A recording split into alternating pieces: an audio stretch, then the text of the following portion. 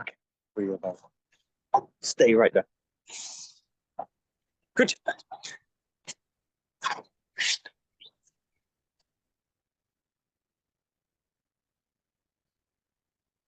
Great. お願いします。お願いします。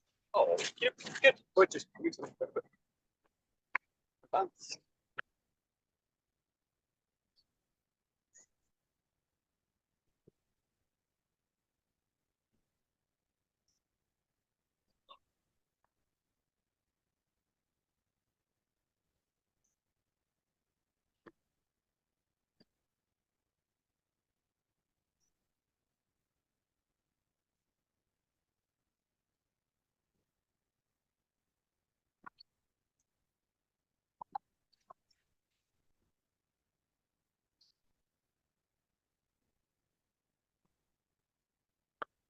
We'll just play with one. It's just with the fist, and it's just the kind of tension in the fist. So play a little bit with it. Don't try and avoid over tension.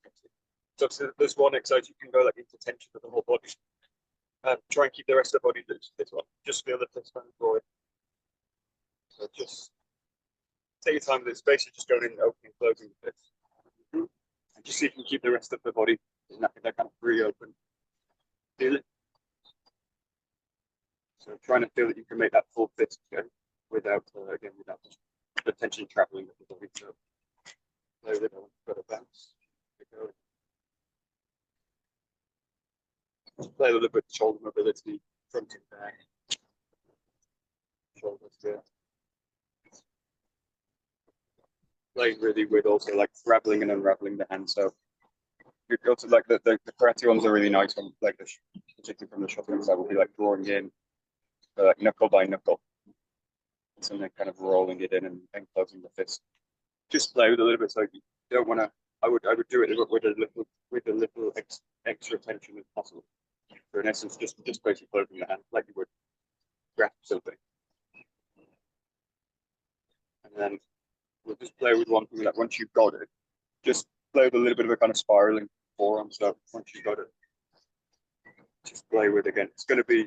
Imagine the what I would imagine is like I've got something like that, like in the hand, like that, and I'm just kind of clasping it in the center of the palm, and then it's enclosed into the fist, and then that point that I've got, it's easiest kind of just grab. You've got something like a marble or a ball or something, and then I just enclose it into the hand, and then feel that center point of the fist, and then just play with rotating around it.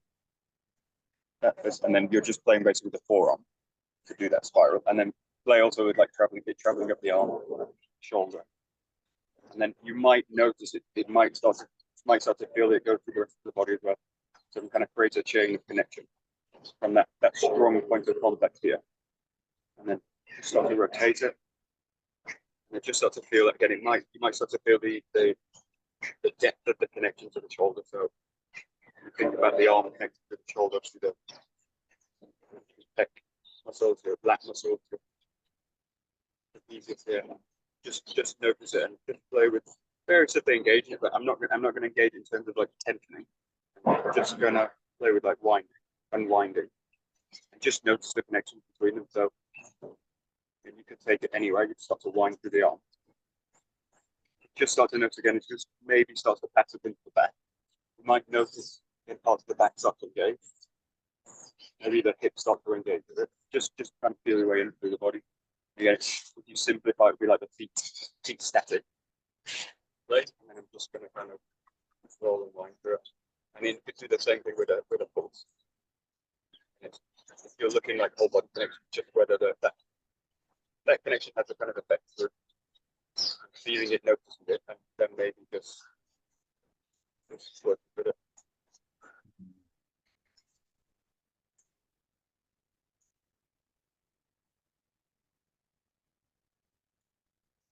Then we just go to the front and back. You could say, I would just say this is like a one step out. Don't worry about hand in the face, just kind of step out.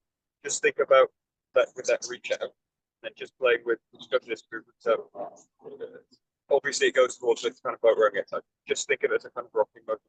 So all I'm doing in this case is you could also do the feet, the hips square and the feet facing forward, and just basically rocking the weight. So, and then I'm just going to kind of shoot the arms out for the back. Don't worry, don't go into this one. Don't go into kind of muscular contraction in and out. You could do it like this. Think of it more as a kind of sway this way. And then if the elbows are actually released, they'll do that anyway. This kind of thing. And yeah, just play with the body a little bit in terms of balance, front and back. And front and back in the sense is like the feet are pretty much evenly weighted. I'm just going to kind of rock the weight of the body. So I'm not technically shifting weight yet. So I'm not kind of shifting the weight. I'm just playing with the balance of the body. And if you feel that's a bit difficult, do the same thing by going like in and out of balance here this way.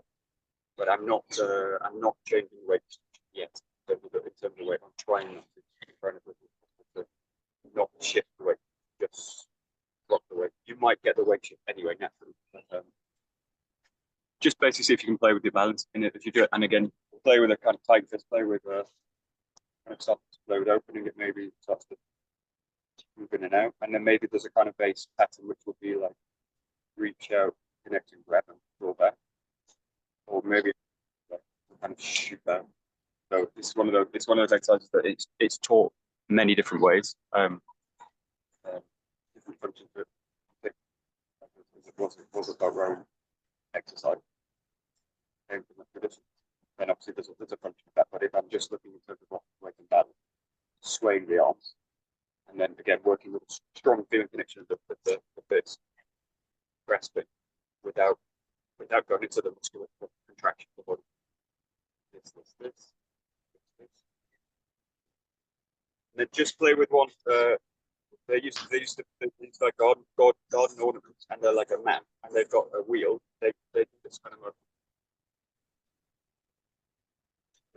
So just play with one which is more like a wheel. And again, I'm not really changing the weight, so I'm not going like front or back in this. You could do it that way. It would be like a kind of way to think about the legs that are a little bit locked out. I'm going to like lock the base of the body, and I'm going to kind of roll this way, and just feel that they kind of limit that motion. So if I go too far with it, then I'm going to start to weigh towards the front leg. But just see if you can keep even weight distribution. And if you struggle with that, go back to a square posture and just play with this motion. So I don't need to change the weight distribution. And if I'm playing with that, I don't need to change the weight distribution. But you'll find that you'll feel there's a limit to the movement. That limit is obviously where you need to change the weight distribution. That's where you add a different element in a sense. Again, it's more in this case. You could wheel it clockwise, counterclockwise, this way or that way. And just playing with balance, the body, which is basically your connection of your center line, and the ability to just tip it this way, and instead of like and obviously if you've got the issue of imbalance coming up all the time. It's just how it is. So just play working a little bit. See that? Cool. Great.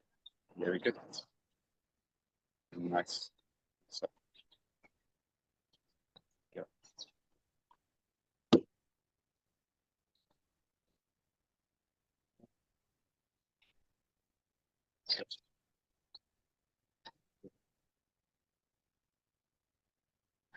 And then we'll just change the pattern. It's more like this pattern now. So it's more going towards yoga. Same idea. Just play with. In this case, I'm going to add a few elements. This one is the first one. So just play with the kind of fist again. This one. And then if I'm just looking, the first thing will be the up and down direction. So establishing the down really strongly, and then letting the arms go. And then establish also the sway of the body. So basically playing with imbalance, which again is like center line ability to shift. And then if you add in the kind of lateral element, you're basically shifting weight. And so then you're adding this shift across, and then the weight distribution is going to go like and then I'm probably playing like 40, 60%, maybe 70, 30. Maybe you could take it a little bit further, but I wouldn't go further than like 80% going a little bit deeper for this, and then you need to be kind of moving anyway. So not necessarily to move, but with this motion, you get kind of carried away. If you go 80%, the body will go forward. So just playing in there. Feel free to switch sides anytime. But that's the same idea. Just keeping a kind of a loose fist. Good. So, sway. Just checking one thing as you do it. Just checking with the knee alignment. So again, sometimes hand me people I mean, they're actually destroying the body rather than building it up. And in that case, it would be like the knees in this position and then rocking into it. And then I'm really going against the knee. So check the knee position there. It's just going to be released to the toes. And that's the same on both sides. So it's the feeling like, again, you're dropping the bridge. And the body should be made stronger by the movement rather than weaker by the movement. If it's the case that the body's been destroyed in training. Kind of like model in effect. So and just check in with that. So again, it's going to be in the down direction where you kind of discover that you go through it. And if I can hold in that, you kind of sway through it. Can I adjust through it? And I really need to find my own body position for this one. You can look at other people, but I basically need to just check in with my own body and make sure it's safe in the movement. And obviously you can strengthen the body in areas that are weak, but if you're working against the joint system, it's never going to good outcomes. Great. Perfect. And then just add one more, which would be like, I'm going to release, and then I'm going to go into the strong fist. So it's just playing with a release, and you don't need to do this all the time, but just think about sometimes. And just feel that the body starts to maybe engage in. So what I want to do is like tie the feeling of the center engage into the fist engagement, and maybe it's actually this doing it. So you could have one model of the body which is like peripheral into the center, which would be like I'm drawing the fist in and I'm drawing into the center. It's a useful model, like the drawing. But you could also think about drawing from the center and then out to the periphery.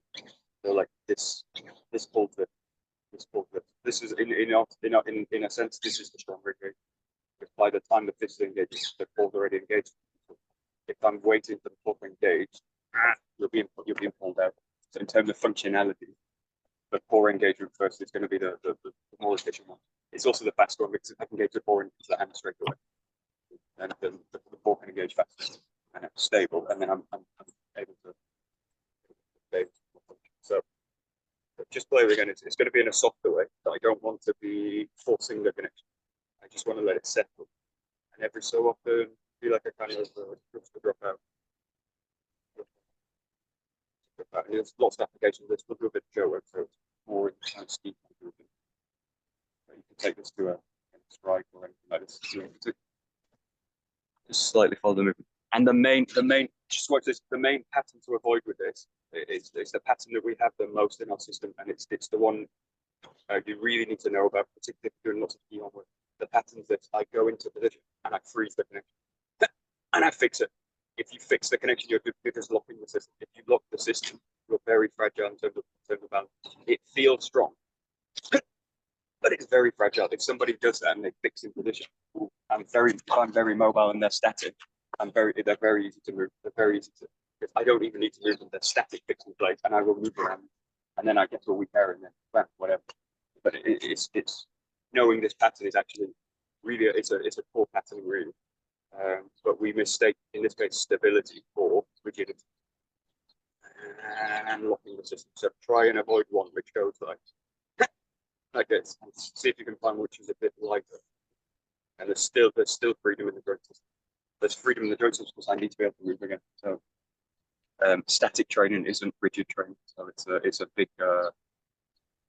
a massive problem in our system. So it's a pattern that gets you. If you learn that pattern first and you train it a lot and you only train that pattern.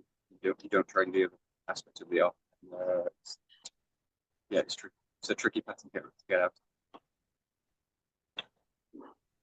There we go.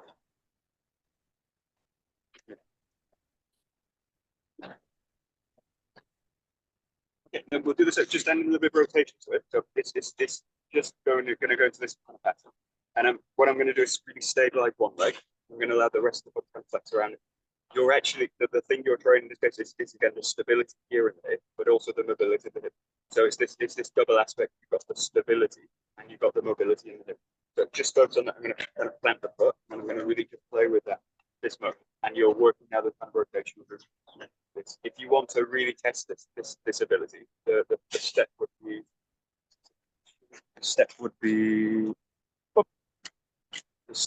the foot firmly in place, and then I'm going to go like into the hip, go to this position, and then I'm going to open it up to this position. If you've got reasonably good hip flexibility, it shouldn't be strong. So the main thing with this is like rotational movement of the hip isn't being transferred to the knee. So if the hip's stiff, you can drive it. But be careful that if you stiffen the hip, drive it motion. The knee's going to suffer, so the knee basically falls out of the line, and then either the ankle suffers or the hip suffers. Generally, it'd be the ankle suffers. It's the weaker hip. It's the weaker joint. So think about that, do this, and then just really play within this motion. Again, you're training this leg more than anything. This. And then just really play with the ability to travel through. You want all the time basically needs to be tracking the direction of the toes. And if it isn't, it will just it will kind of start to pull connection. And doesn't mean the foot needs to always be forward. Obviously, there's times when the foot needs to turn out. I do the same thing, but I really need to be sensitive to the feeling of the knee pulling out the structure. And then again, if I load weight into it, then you're really in danger. It's not that you can't do it, but the problem is you can. And the problem is it becomes a pattern. And then again, in terms of functionality or just in terms of injury prevention, like it's just the way I need to work the body. And you realize these things when you get injuries, like when you tear a ligament in the knee or something, you realize actually I really need to look after the knees in the training and all the body as well, but knees particularly for martial arts anyway. But just playing with that. That's it. Great. Okay, cool. Just play with it. It looks like you're going to break a rule, which is it's going to you're going to start to load the weight really into the front of the foot. So I'm going to start to let the knee go over the foot, over the toes, but I'm still in that same alignment. So the danger of this one is I go into it, so the knee starts to crack out and it's missing the foot, and then you're really getting into danger. So I need to be very clear that this is the line, and then just play with. I'm going to use the support leg, this, and I'm just going to play with just loading a little bit more weight into it. But I need this clear direction of the hip for it to be safe. If I don't have that direction, start to go this way. The knee starts to do it slowly. This you can feel when the joints in danger when it's not. And then just play with it. I'm just going to start to load a bit more weight into the front of the foot, and then play with maybe just coming forward with it. Again, going a little bit out of that, but in terms of training the structure, training that alignment, pressure. And very useful also through Kemi. There's lots of times with Kemi I'm being pulled to the front of the foot, and I need to be responsive in that kind of direction. And the body needs to be resilient. If it's not, the weakest link will break. Legs, knees, whatever, wrists. So the whole body fits in. But just kind of testing that connection a little bit, and you don't need to do a lot. You don't need to do that too much. You can take it straight next to you, like loading weight into it. But anyway, so it's just really being aware of that line. And again, the freedom of the hip, and you've got that dual aspect here, and you've got the stability of the hip. It needs to be stable, and it needs to also be flexible. And in the movement, you'll go like stability will drop out, and mobility will come in. But they're constantly in play with the joints. So it's just knowing about playing with it. Nice. So right.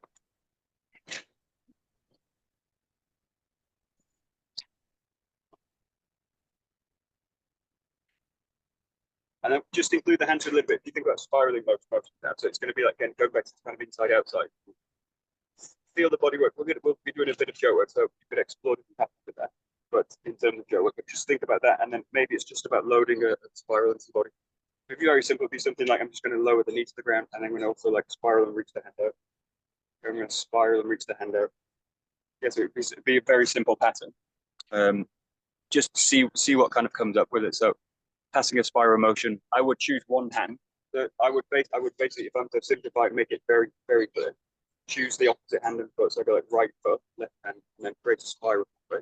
You could start it with the hand and let the pattern be drawn out, or you could start it with the foot and let the pattern be drawn out, or ideally start it from the board and allow it to unravel the motion. And then just play with different patterns to load the weights into the body. So again, basically just geometries of footwork and handwork. And if you think about spiral patterns or any kind of spiral pathway, any imagery of spirals that you have, just play with them. Use them as imagery, and then kind of use them for feeling. Or if you think about functionality, think about techniques that we've got. the system. Loads of spiral works.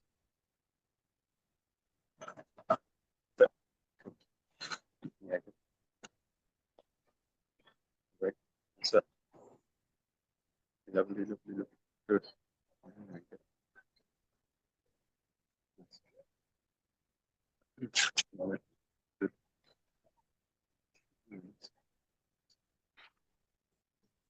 Okay, now this one, I've got this, there's a statue of Nike in this thing, and it's like got these wings spread out. Think about the back side of the body. So what we tend to do is get lost in the front, and then I lean into this front thing. So I'll show you. It's easy.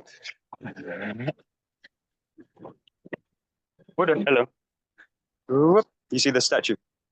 It's a really classical statue, right? Nike, the goddess of swift victory.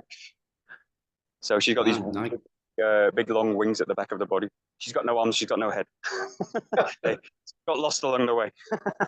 But anyway, the thing with that, Peter Ross has a really good exercise, which is like, imagine you're wearing a cape, like a very heavy cape. And it's actually what we do with the 𝗓𝗡𝗡𝗢, right? So we use the 𝗓𝗓𝗡𝗢 in the sense of weight down below the body. But think about the back of the body. If I imagine that kind of that feeling of like the spreading back, and you do have wings of the body right there. So your lat muscles, yeah, you really have wings in the body. They're not to fly with, obviously, but they're to engage the back chain of the body. So just think about you do it, and then reach out with it.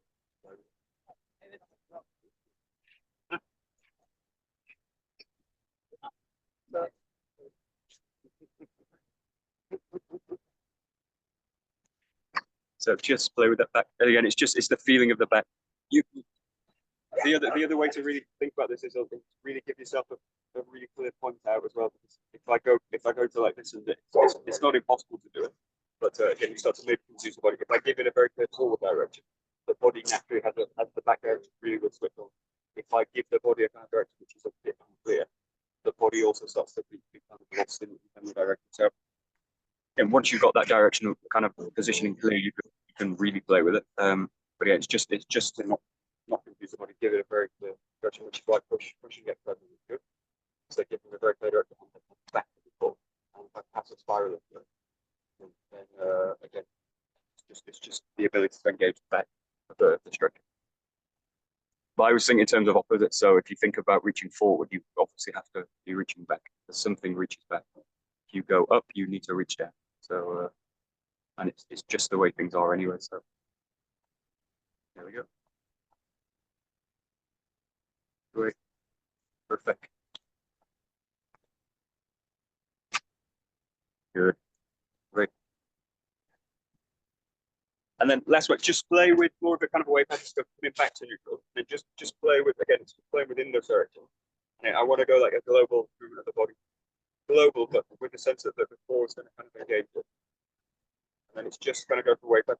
And then what I would just start to just take it into a bigger, just start to release through the spine a little bit. Again, it's very easy to kind of do the motion.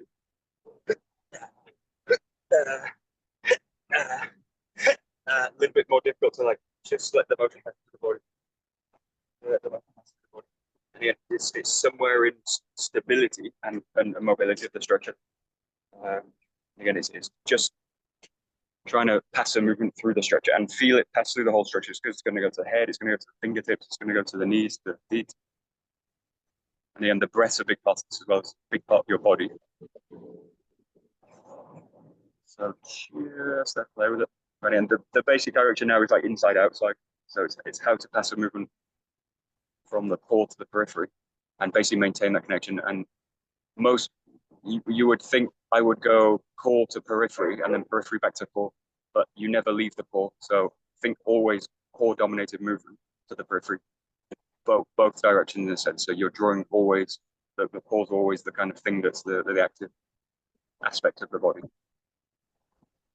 Run in and out. So that's it. Great. Perfect. Just play a little bit with that.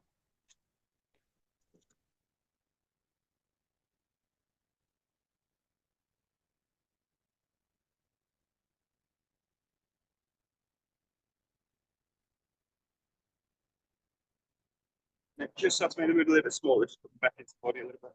Just come back to more of a neutral spine.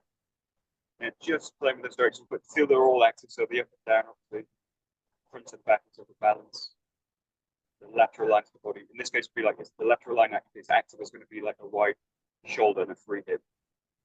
And then we've got the spiraling motion. The spiraling motion in this case is going to be a little bit more simple. It's going to be in the internal rotation joint and the hips. So the ability of the hip to coil, spiral. And then the last one, that kind of inside outside. If all those the previous directions took place, the inside outside will be active anyway. So it's a bike with all the others. Directions coming into alignment. And then just play with one, which is it's going back to the pulls. Just make a bit of a stronger impulse down. So maybe it's a heel right, drop down, or maybe it's just that. Yeah, but really get a sense of the weight of the body, like just going or going into the ground. And you want to feel, you can, if the body's in order, you'll feel a kind of a reflex up. There's a drop into the ground and a response. And they're the same system, not 2 seconds. So it's not that I go like, oh, it's just, and that should kind of pass through the body as well. So the body that's in order, same diet, but the body in order, the body's in order. Kind of get those responses naturally.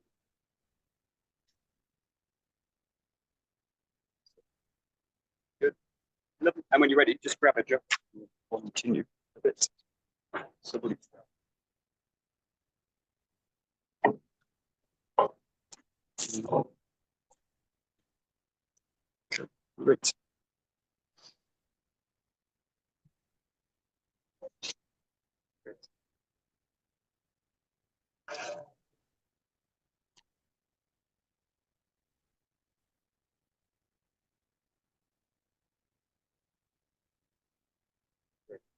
Good. Well, just go into really basic ski. So just find a form here, just work your way into it. Take your time with it. Just using that training now. So do it lightly and really make every motion part of that training right now. So the ground is here, the ground is here, fits into the ground a little bit. Yeah, drop back with it. So just give yourself time, settle in.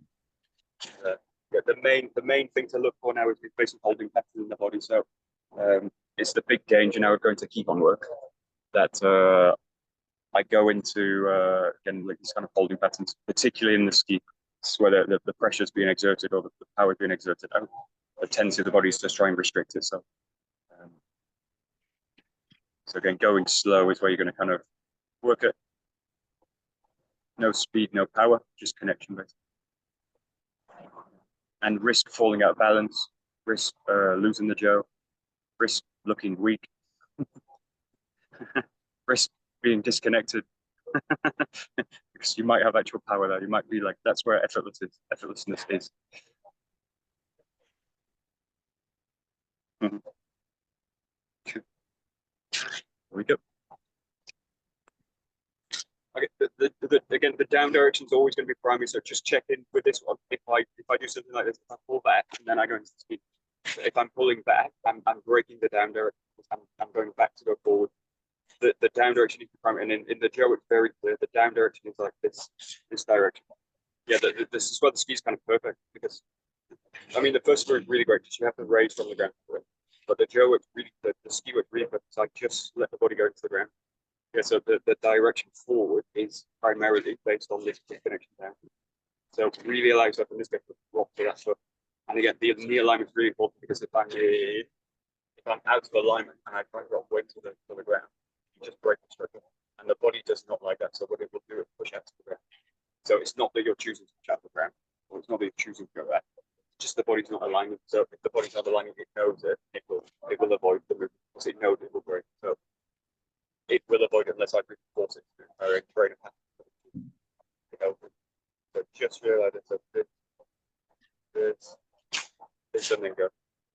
Don't worry so much about the ski. It's about the direction.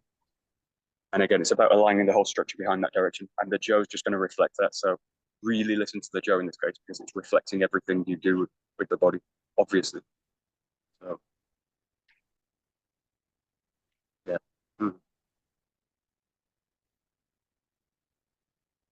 So this is it's partially true and it's not true, but it's kind of good enough instruction. It's a hard instruction, which imagine you've got like a wall behind you here, and if I pull the jaw back, I hit the wall, and then I can't go forward because if I'm to thrust somebody and I pull the jaw back, you hit the wall, and then bam, you get it. But it's a good enough instruction. It's not always true. But think about this as like as if this space is like off limits. So I'm going to go into like this pattern. I'm going to go into like this pattern. Yeah, it's what we do later when we do an actual ski. If I do an attack ski from this, there's no kind of pullback at all. There's just going into this one. Yes, I'm just going to use that portion of the arc. It's all I need, and applying a little bit of pressure to the throw with the jaw. It's more than enough, right? So, but what I want to do is like this. This is off limits. What you're going to do is drop to the foot. So imagine there's really a wall. I can't go in this direction, so I cannot do this. Can't do that. It's not possible. This happens, and then the body drops into this way.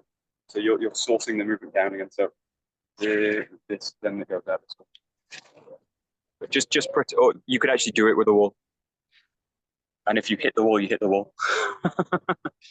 It's a useful one because it's again goes to this kind of, I talk about this a lot of the time, which is this kind of parachute effect.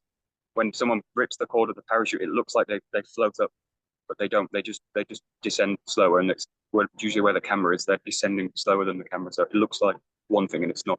Usually in life, most things don't look like what they really are. And really not. The world looks flat. It ain't. So this is also the, I mean, it's the issue with anything in martial arts because it looks like one thing and it's probably not. Sometimes it just looks like what it is, but sometimes it doesn't. Yeah, that's yeah, good. And then okay, now you comes the problem. The problem's this then. So the problem's this: if I can't go back to go forward, then I do this. So that what you need to do then is release the structure. So I need to be like releasing the structure to do it. So that's the actual problem. And then it actually doesn't matter whether I do go back on. What matters is whether I release the structure. But if I can't go back in this position, if I can only go forward, what I can't do is do this motion in contraction because I don't conform then to the scheme. Pushing it forward doesn't work. So I need to be releasing the structure down to do it. So in order to do that, I need to release the structure and then find the outlet. So the elbow basically needs to release, the shoulder needs to release. So that's the kind of that is the issue, and that's the one I'm kind of avoiding and I avoid it by pulling the jaw back. And then I don't need to release the thing because the arm, I can stiffen the arm up and I can do this, and everything's fine. Everything works perfectly. And I might be in a big holding pattern that it's very difficult to get out of. So I really need to understand that and then work with the flexibility of the joint. It's also the wrist, and obviously it's also the elbow and the shoulder. But the elbow is the kind of main one because that's the connection between obviously the shoulder and the wrist. But there we go. There we go. Perfect. Okay, good. Yeah, good. Okay, then there's the issue of the other arm. So if I'm rigidly connected, I connect into the jaw and then I release the structure and then this happens. I'm connected and I release the structure and this happens. But this hand also needs to be releasing. So the release of the hand is really important. This hand's going to be very soft. This hand's your kind of control hand, the power hand, and this hand's going to be the feeder. So this one really needs to be feeding the jaw. If it doesn't matter. It doesn't matter how much I'm releasing. This is restricted. Pulls the body out. And there's some qigong exercises you can do in this area, which are very interesting. This kind of stuff, very good for training the body. In terms of mobilizing the jaw, that I need to be basically softening the grip. If I can soften the grip, I can soften the elbow, I can soften the elbow, I can soften the shoulder, and then everything should start to release down again. So just working that out, but I'm really going to allow this kind of motion to happen. And I really need to be exploring just how little I actually need to be grasping the jaw. I only really need to be grasping the jaw, the point in just before, and then I'm in that position, and then it's very brief, and then I'm going to go somewhere else. So just think about basically how light you can do it. And again, you're always working in like opposition, contrary opposition. One hand's holding firmly, the other hand's holding lightly, and then there's a time when it comes together, bam, and then it's like this. So you're using the system really kind of flexibly in that sense. There we go. Okay. Nice. That's cool. Very. Yeah, good. Very nice. Perfect. And again, just be very be. Oh, I always be very mindful of this. Don't like if I confuse the body, you really confuse the body. So, in this sense, be something like I'm watching you guys and I'm doing the ski work and I'm doing this. I know I do this because I'm also instructing as well, trying to watch yourself. But really get a sense that when you do this, like I've got a very clear focus. Then I train on my own. Bam, clear focus and go towards it. And again, I give the body a chance to really align behind the direction. If I'm working in again like confusion, you really it's not that you can't do it. Obviously, if you've got the form, you can thrust any direction you want and tap any direction you want. Connection's connection, then it doesn't really matter. But it's just whether I'm giving the body like the best opportunity to engage with the exercise in a sense. And it's not so simple to say like look at the target, and that's not always the case. But in this exercise, it is. Ooh, nice. Nice. Great. Very good.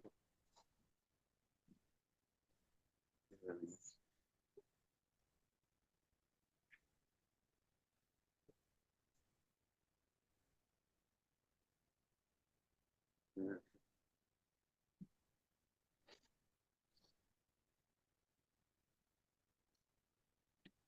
Nice.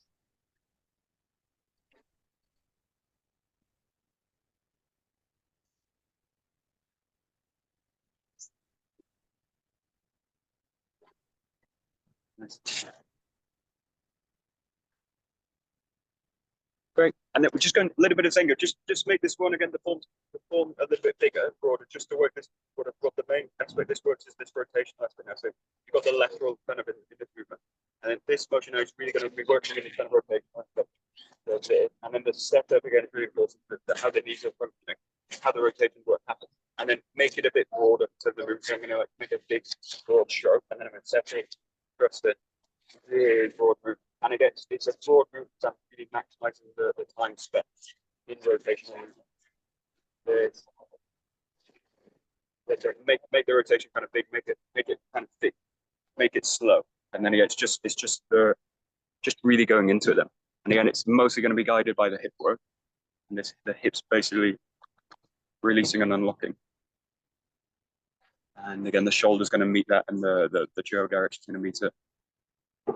And then make the setup very clear. When you're rotating, you find your new direction, you thrust towards it. When you rotate, again, you find a new direction, you rotate towards it, you ski towards it.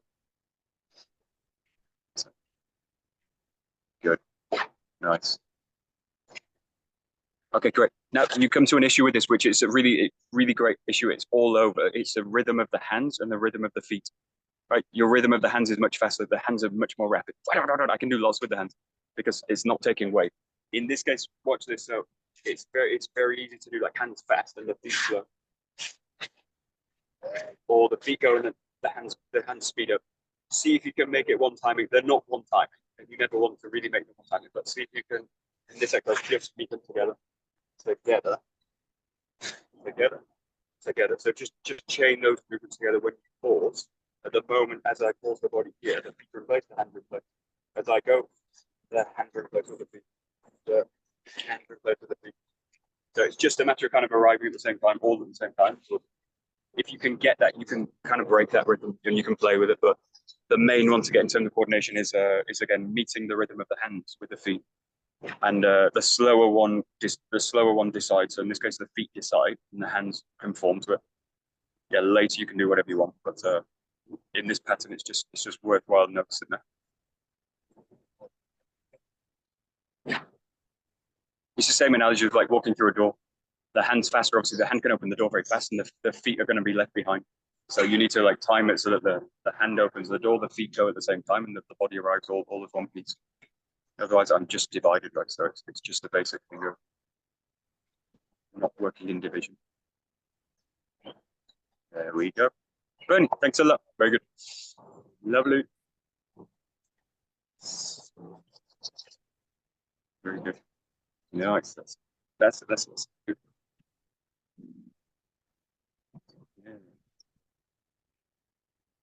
Okay. And if you allow the lower limb to govern the upper, so watch this. If you start in the hands, you could. The problem is you can do this. I can do the time, and I can let hands go first, and then the feet catch up. Hands go first, feet catch up.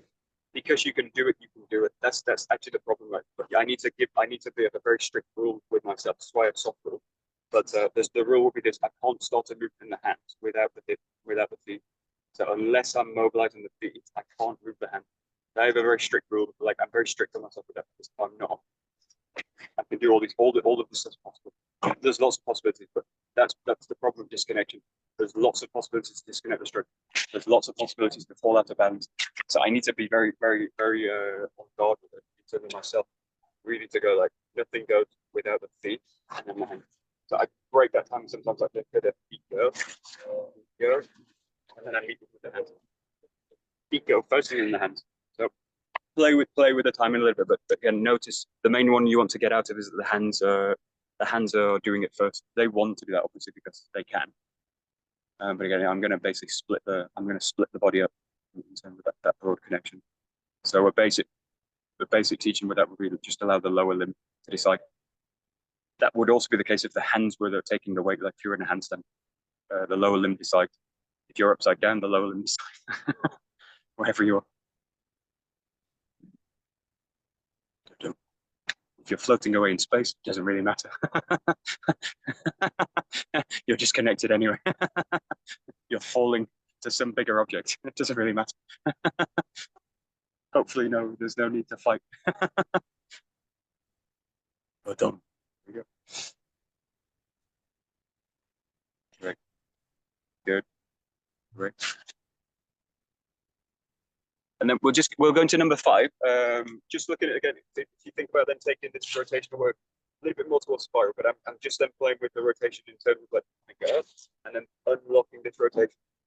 Again, the Joe's really going to reflect of what's happening in the body. So try and feel with this one. We've done this movement a lot anyway, all the time. So just feel that this rotation.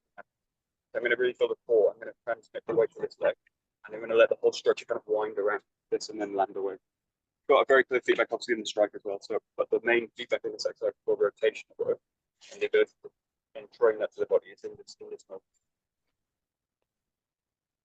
And there's details now in terms of your stepping, what you do with the feet, how you peel contact from the ground. But again, just follow those basic patterns in terms of lower limb decides. And again, it's going to be always in terms of releasing the structure of the hips. You're playing with stability and mobility. One leg's going to be more stable than the other, but you need the mobility to use the whole structure. So, again, and then just keep pulling back to this again. So if I can confuse the body in this one, will really confusing will be I'm doing it this way.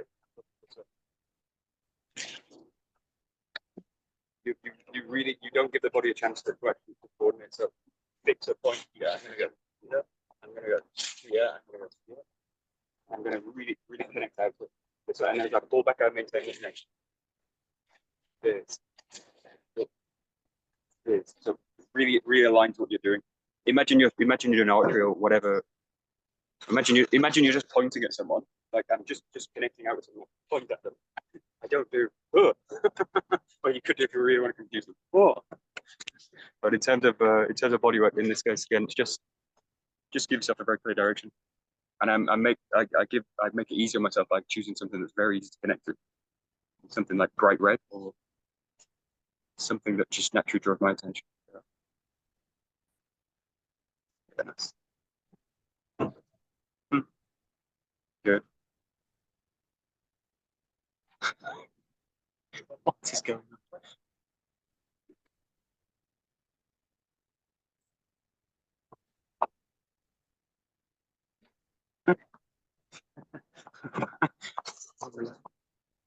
I want to turn the camera and show these people because they're way out of balance.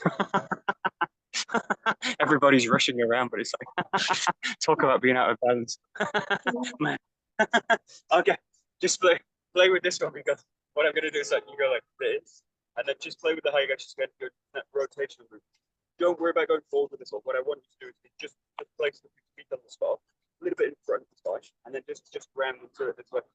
So it's getting simplifying the exercise. If I go into the forward aspect, I'm going to potentially start to lose that structure. So give yourself a chance to find a point, thrust in, and then just on the spot, allow the whole structure to kind of rotate around. The feeling with this one is like a barber pole, and it goes like it spirals up and down. And you want to give the body a chance in this case. You're just going to rotate everything around the structure. So it's like the flesh and the muscles and the ligaments. They just kind of roll around a kind of central axis point. And obviously that central axis point is a concept.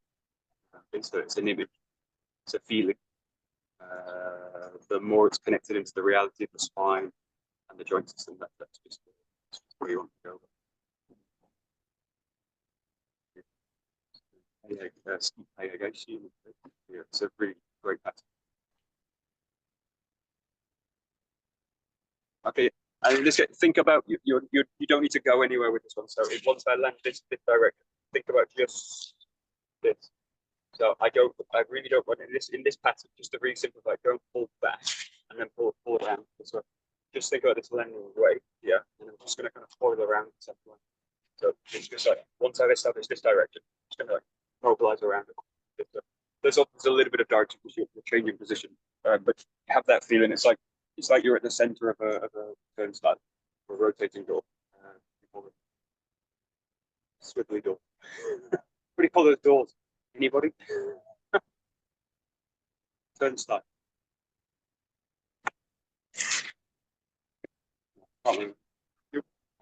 Turny door.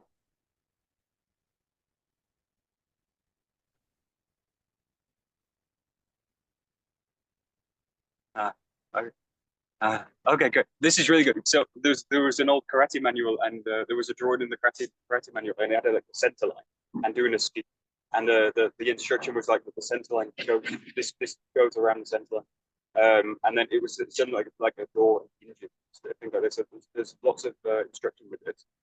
The other one is actually, if you think about a hinge of a door, it's not obvious unless you've got a door that opens, hinges in the center, and it does something else.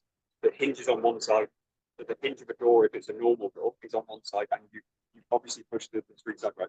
So when you do this motion, the hinge is actually going to be this side of the body. So it's the ability of the center line to pass to one side of the body.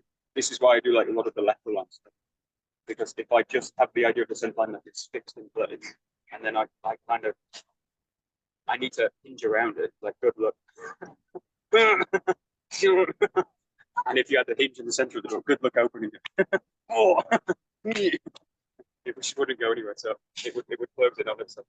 Anyway, think about the hinge of this thing. The motion is going to be the center line ability to shift. And if you've got two legs, so I'm going to shift the hinge to one side, and that allows me to pivot around this way. And then of course, we establish the center line. That's what I've got the two parts of contact. When I go into one part of contact, I need the body to hinging around there. We'll go into the Gerengashi because that's where that goes. But just see if you can get it here, which is like this. It's the ability of the body to basically hinge on one side. And this caused loads of problems in the Shotokan because they were doing like center work, and it was like yeah. And then when you ask the body to do this, it's like this, and it was like no, the instruction wasn't that, to hinge the door. It was like hinge the structure and do it. It makes sense when you actually think about it, but people took the diagram literally as like it's like how netball was created. Someone took the rules of basketball and misinterpreted them, fixed positions, and they created a new game. But it was a total misinterpretation of the instruction. Maybe you find something good after it, but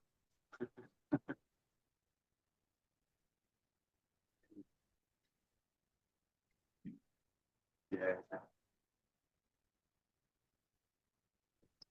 Right. And then we'll go into the Gerengashi sets. It's the same issue. It's the same. What I would go to, like, to simplify it, go from the right side to the left, and then just allow the body to go back. And if you're sensitive, you've got the connection, and then you're going to the body to that side, and then the unraveling of the spiral. Yeah, going to be in that. Just play a little bit. You could do this like a 6-round pattern if you want to. I spoke on that one. It's really complex. We like that. The ability to shoot and go back, and then this key one will be like this motion coming through, and again the ability to center line shift in and then back into the base. So again, it's where the center line works very flexible. And if I have a very strong sense of the center line, it can shift and play with it. So where the center being kind of released freely in the structure, not being fixed to one particular one place in terms of his ability to move.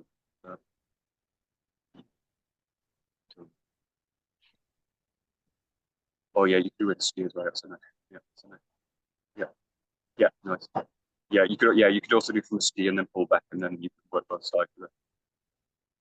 If you're kind of struggling with it, I'd stick to your kind of dominant side where you're just working on it, because it's the side that's probably more connected.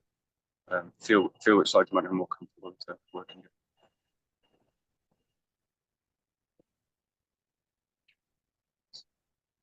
Okay, great. And then this is where the setup in this case really is most of the movement. So the setup in this case, if it's off, if I make the setup something like this, then I need to go a long way back to kind of get it. So think about the setup. I've got a very clear direction going forward, and I'm going to pivot the movement around it this way, and then I'm going to that connection to that drop, and then I just change it into the step this way. So have a very clear point going forward. You know where you're going. I'm going to go into this pattern, and the setup is that I do this first. So this is a engagement of the structure. So the next movement. So it's a preparatory movement, preparing you to go forward. You need to do it in a sense that it's a movement in itself. I should have lots of options, but the main ability to kind of engage the structure with it and then travel into it. So again, the setup's going to be like 80-90% of the pattern, and then the strike that I think is most 90% is actually just 10%, 20% of the structure of the focus. And the setup's there, the strike just happens. So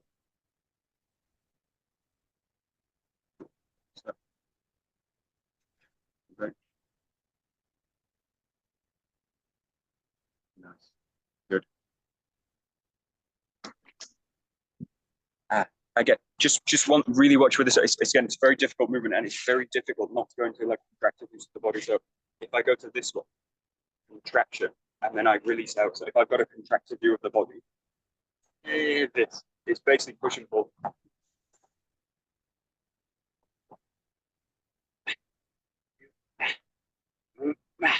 You actually don't need to think about stirring a pot, and you're stirring a pot. You don't really need to do like bicep engagement. Pull that. Your bicep engagement, but you just need to stir the pot, and it would be better with like whole body movement. And I don't need to engage the bicep to do it, like at all, actually. And obviously, get a thicker, heavy stuff. I just need to put more body into it. And there's actually no point where I actually need to engage bicep into it. If I'm working contractile muscle body, you will. And it's obviously we're in that pattern anyway, so but I want to kind of maybe break up a lot. We'll just finish with this one. If you just put the dough in the ground, find a point, and then it's actually the exercise movement we call it the boat row. This is a boat rowing exercise also. From a qigong exercise, which would be like this. And if you go to Cambridge, you go on hunting, they do this one, and they like throw themselves backwards off the boat. But it would be like this one. So it's just a very simple. You can just work out those directions. So the up and down is clear, hopefully. The front and back's clear and tilting, and then the lateral line in this case will be like in this area. Yeah, and then the rotational force of the foot, passing through the shoulders, and then if you go like inside out, so and again you can just clockwise, counterclockwise. There's a nice step for this. This would generally be done with a big stick along the stick, but you can do it with a drill as well. But again, really check in this case that if you just want to check and you're able to go like into the bicep and actually check what's going on there, because if it's doing a lot of contractive work and it doesn't need to, it just needs to basically switch off that idea of it. So you should be in that position. And if you want to move around a little bit, just to work out the body a little bit, just check where the body is, and see if you can do this in the arm. You may be able to do it more in the leg. If you can get out of contraction in the leg also. Like, and to raise the leg, I'm going to contract the hamstring. Maybe not. Maybe I just need the leg. So maybe it's more of this kind of area. And maybe I've got freer joint foot. Maybe the body's heavier, lighter, freer, and more supple. And maybe it's more.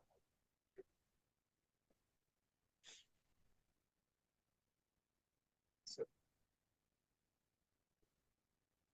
yeah.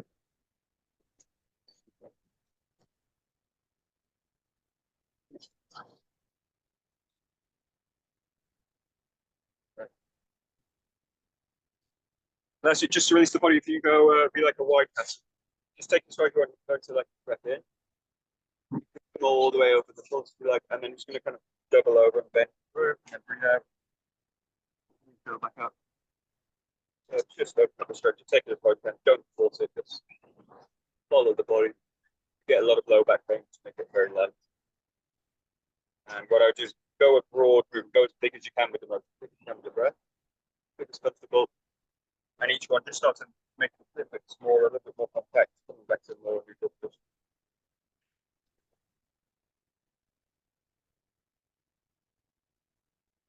Eventually, just start to work basically in the area of the shoulder and the hip. You just kind of go to a raise, drop that.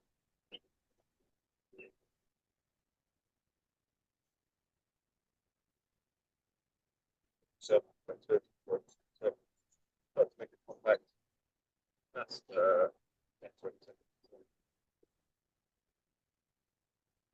Just feel like a natural rising towards the body.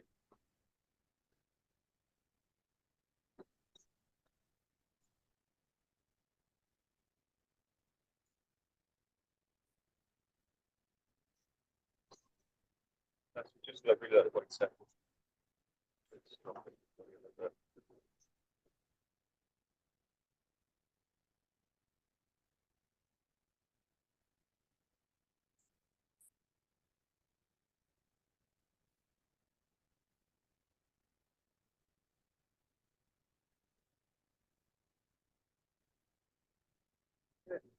Great. We will power.